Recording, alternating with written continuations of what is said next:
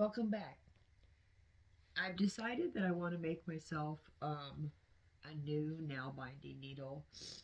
I have these two.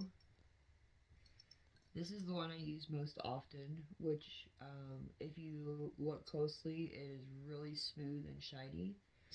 That's from being used a lot. And then I have this one, which I use often, but not as often as this one. So I want to make another one, but I want it to be longer. So I cut off this tip of a deer antler shed. As you can see, it's a little bit longer than this one. But I want to make it nice and thin, like this. See how much thinner that is in this one?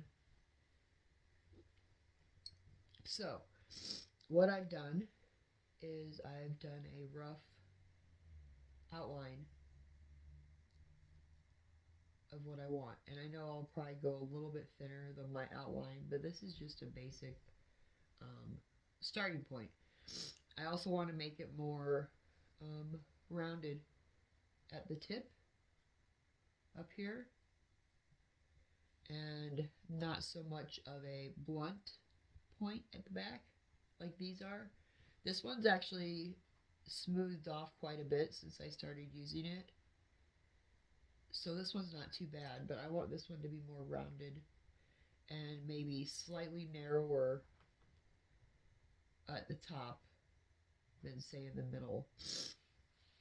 So I have out my Dremel and I'm going to set these two aside and I'm going to go ahead and start working on this one until my Dremel runs out of power. And then I'll show you, once I get it all done, how it turned out and how I'm going to use it.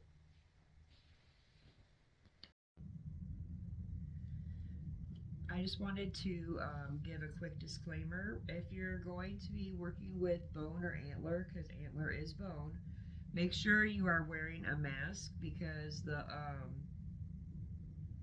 it's a very fine powder when you're basically sanding down the antler, and it is bone dust is known to be carcinogenic, so you don't want to be breathing that in. Okay, I have my Dremel out, and let's go ahead and get started.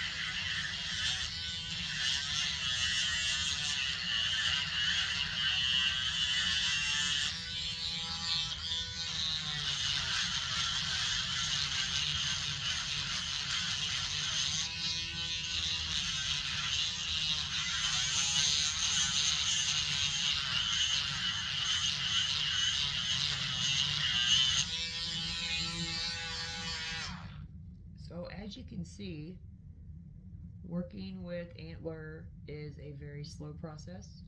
So in just those few minutes, I got it down just a tad right here at the tip. I always work from the tip to the base. I like to keep the natural shape of the antler as much as possible. My personal preference, I do prefer to have a curved needle. That just seems to be most comfortable for me when I'm nail binding. Okay, so I'm going to get back to it and I'll go ahead and show you an update once I've gotten a little bit further, hopefully maybe around here, and then we'll go from there.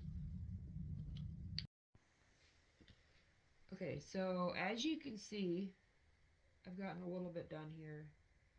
There's still some fine tuning, like right there, needs to be sanded down more.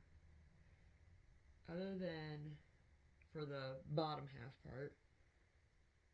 Might make a slightest little bit skinnier, thinner right here. See how it's kind of bumping up right there?